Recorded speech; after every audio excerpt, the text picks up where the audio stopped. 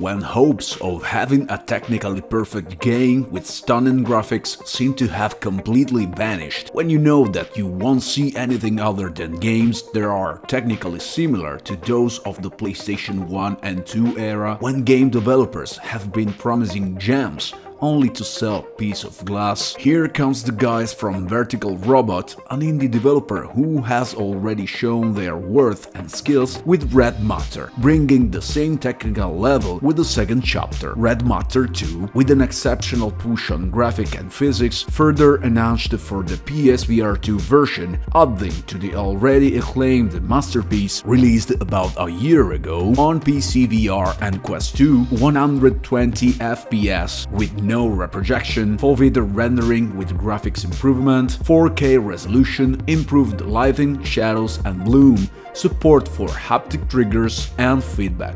But let's take a closer look at Red Matter 2 in this review. You don't necessarily have to play for hours to realize the quality and level of Red Matter 2. Just look around in the initial menu to feel truly immersed in the environment and to notice the details of reflections and metallic effects on the suit. You play as Sasha, a technician embarking on this journey that will take you from the moon to Saturn's orbit and beyond. The historical period is that of a dystopian Cold War, in which humanity lives inside the sort of planetary lie created by governments. The events take place after those of the first chapter, and the story gradually unfolds, revealing details as you progress through the game. The character models you encounter in the story, although they are only holograms, are well done. The level of details in the faces, expressions and lip movements is of a high standard, and despite the short distance from the beginning of the game to the capsule that will take you to Saturn, you will spend a lot of time looking around, astounded by the level of details that surround you. Dynamic lights and reflection that change based on your position, colors and environments that are even reflected on your suit, changing even the shade of color, the tendons under the skin of your hands, the fur, the fingers that are finely rounded and not angular, the scanner lights that reflect on the suit and the glass of the helmet or on the controllers,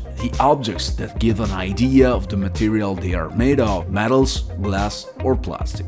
The vast outdoors environment that extends as far as the eye can see without sacrificing the level of detail, and the larger indoor environments that are finally clearly visible from a point in the room, without that annoying blurred effect in the distance. And again, rooms that are filled with steam and smoke, objects that cast their shadows thanks to the lights present, detail on surfaces such as scratches on glass or dents on metal, all high photorealistic, made possible by the use of a modified version of Unreal Engine, specifically designed by Vertical Robot to support foveated rendering on PSVR2. The developers could have stopped at stunning players with an excellent graphic component, but instead they went further, seeking perfection in other areas, such as the physics of objects. Papers and cardboards that bend according to the consistency and rigidity of the material and flutter if thrown in the air. Cards and other objects that can be dragged with any objects inside that react and move realistically, responding to pushes, and even handle that adapt their fingers following the curvature of the surfaces on which they are placed. A nostalgic and very coherent choice with the retro-futuristic settings is to maintain the appearance of the controllers like those of the old Rift, with tracking rings facing downward. You have various devices at your disposal, such as the one on your left controller, a scanner that allows you to examine practically everything around you, giving you a description and adding an infinite number of elements to the already rich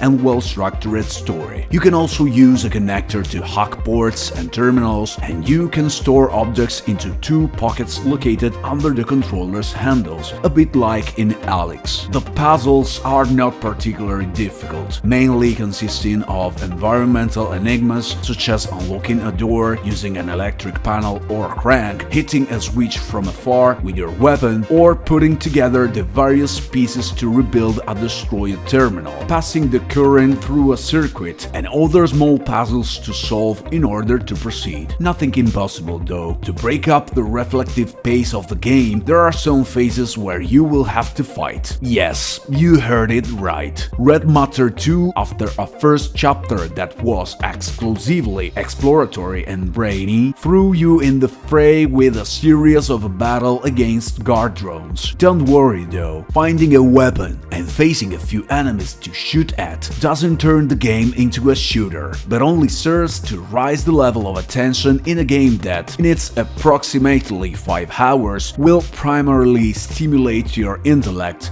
and only occasionally provide a dose of adrenaline with a little action. Red Matter 2, like Alex, represent the year zero of standalone VR, in the way that Alex represented a turning point for PC VR, marking a before and after. Red Matter 2 marks the turning point in standalone VR and has now been further improved in the PSVR2 version. Vertical Robot has set a new standard with this title, a technical level that all developers should aspire to reach. They have shown us that graphically excellent games with realistic physics, technically perfect, and with a well-written story can also be made on a device with a smartphone chipset, because if you have technical skill to spare, you don't let yourself be limited by nothing. Red Matter 2 becomes the milestone, the sample, the benchmark to refer to when determining whether a game, and therefore a developer, is valid or not. I could talk for hours, yet I wouldn't be able to give you the idea of what Red Matter 2 really is. So you can only touch the small miracle achieved by Vertical Robot without asking too many questions, setting aside all the other games that, until now, have promised the quality leap that never arrived. Red Matter 2 is the starting point from which everyone should start when they intend to develop a game. It is the technical level that everyone should aspire to. Obviously, it's a must-have gold game.